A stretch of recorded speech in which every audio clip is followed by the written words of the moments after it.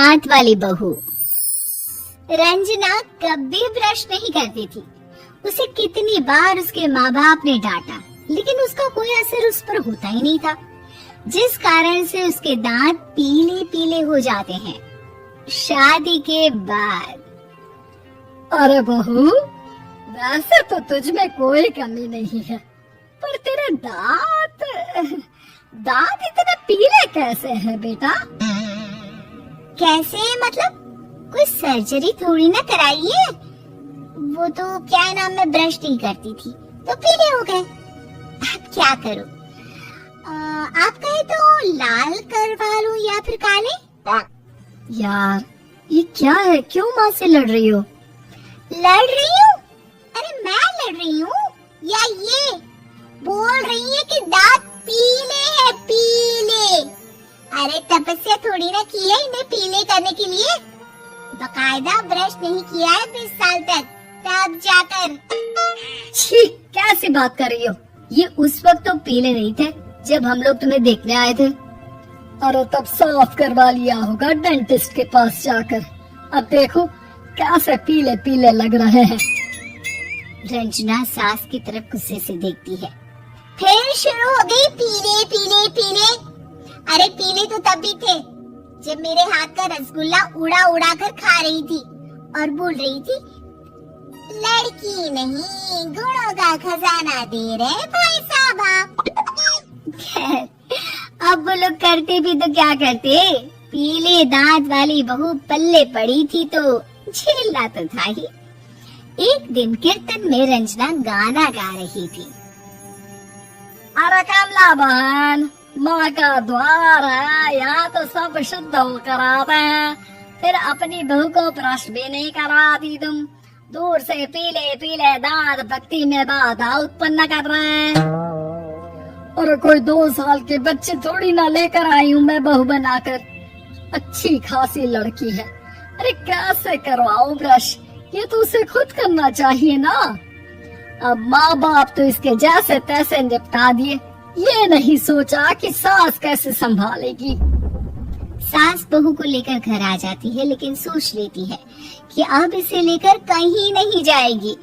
अगले रोज बहू कहती है, अरे क्या हो गया, मंदिर नहीं जाना क्या? कीर्तन का वक्त हो रहा है। मेरी मधुर वाणी से कान्हा जी जागते हैं और सोते हैं। आप तो जानती है ना उनकी भक्ति में कितना मन लगता है मेरा। वो क्या है ना, तबीयत ठीक नहीं लग रही है मेरी, आराम करूंगी मैं। तबीयत ठीक नहीं लग रही? अभी तो मिथुन के गाने पर नाच रही थी आप, और अब बोल रही है कि तबीयत ठीक नहीं लग रही। अरे भक्ति में मन लगा लो सासू माँ, ऊपर जाना है, क्या मुंह दिखाओगी आप? हाँ? सास को बहू की बात पर गुस्सा आ जाता है। मैं क्या मुंह दिखाऊंगी, इसकी चिंता तो ना कर, समझी? अपने मुंह की चिंता कर, जो ये पीले पीले दांत लेकर हर जगह पहुंच जाती है। पता है लोग कितना मजाक बनाते हैं। ना जी ना, मैं नहीं जाना कहीं तेरे साथ। तो ये बात है, कोई ना, मत जाओ, मैं अपने कमरे में ही बैठकर भक्ति कर लूंगी। ऊपर वाला दांत थोड़ी ना देखता है, मन देखता है, भावना देखता है। और अरे बस बस, तू सब कुछ दिखा, बस ये सफेद चमकदार दांत ना दिखाना किसी को, है? जा यहाँ से। बहू को सास की बात का कोई फर्क नहीं पड़ता, वो तो जैसी थी वैसी ही रह जाती है। सुबह नहाकर किचन में खाना बनाना, फिर खाना खाना, कीर्तन भजन करना और सो जाना। एक दिन, माँ जी मैं सहेली के घर जा रही हूँ, शाम को लेट आऊंगी। हाँ हाँ तो जाना, मैंने कौन सा तेरी आरती करनी है घर पर बैठकर। रंजना सहेली के घर जाती है, जहाँ वो पार्टी में जाने की तैयारी कर रही होती है। अरे शिखा, कहाँ जाने की तैयारी कर रही है? मैं गलत वक्त पर आ गई क्या? अरे नहीं यार, उल्टा सही वक्त पर आई है। मैंने ये साड़ी और ज्वेलरी निकाली है यार, शाम को इनके ऑफिस की एक पार्टी में जाना है। बताना कैसा लग रहा है ये सब? नहीं यार, इस ड्रेस के साथ तो वो वाली ज्वेलरी अच्छी लगेगी। हाँ हाँ सही बोल रही है, मैंने ध्यान ही नहीं दिया। वैसे तो हमेशा से मस्त फैशन सेंस रखती है। तो बड़ा जाती होगी ना पति के साथ पार्टी में। रंजना कुछ नहीं बोलती, बस सोचती है कि यार काश ये बात सही हो जाती, पर मैं क्यों नहीं जाती पार्टी में? क्या इन लोगों की कोई पार्टी होती नहीं होगी? रंजना घर आती है और रात में पति से सवाल करती है, एक बात बताइए, आप मुझे किसी पार्टी में क्यों नहीं ले जाते? क्या आपके यहाँ ऑफिस में पार्टी नहीं होती? पति बेचारा क्या कहता कि दांत पीले हैं तुम्हारे इसलिए। अरे कोई पार्टी होती नहीं हम लोगों के ऑफिस में, तो कहाँ से लेकर जाऊं? और मार्केट, मॉल, कहीं वीकेंड घूमना, कहीं तो अरे यार सारे हफ्ते में एक छुट्टी मिलती है, तो सोचता हूँ कि आराम ही कर लूं। क्यों? रंजना मन मार के रह जाती है। पहले कभी सास के साथ मंदिर जाया करती थी, लेकिन वो भी सास ने ले जाना बंद कर दिया। घर बैठी बैठी रंजना बोर हो जाती है, तभी उसे आइडिया आता है और वो मायके जाने का सोचती है।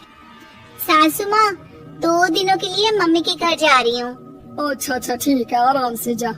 और हाँ, माँ से कुछ अच्छी आदत सीख कर आना कि कैसे शरीर के हर भाग की तरह दांतों की सफाई भी जरूरी होती है, समझी? शुरू हो गई ना आप? वो लोग आपकी तरह नहीं है कि छोटी छोटी बात का पतंगड़ बना दे। उन लोगों के लिए मैं मायने रखती हूँ, ना कि मेरे पीले पीले दांत। रंजना माँ को बिना बताए उन लोगों को सरप्राइज देती है, लेकिन जैसे ही वो दरवाजे पर पहुँचती है, अंदर देखती है कि घर वाले कहीं जा रहे होते हैं।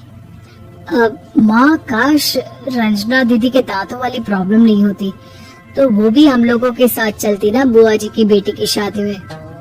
हाँ बेटा, लेकिन अब उसे कौन समझाए कि उसको उसके पीले दांत नहीं दिखते, लेकिन उसके आसपास के लोगों को कितना एम्बैरेसिंग फील कराते हैं।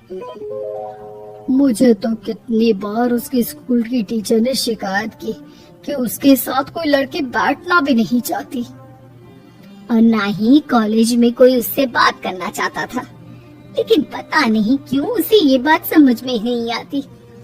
कोई कमी नहीं है उस लड़की में, बस यही कि दांत पीले हैं।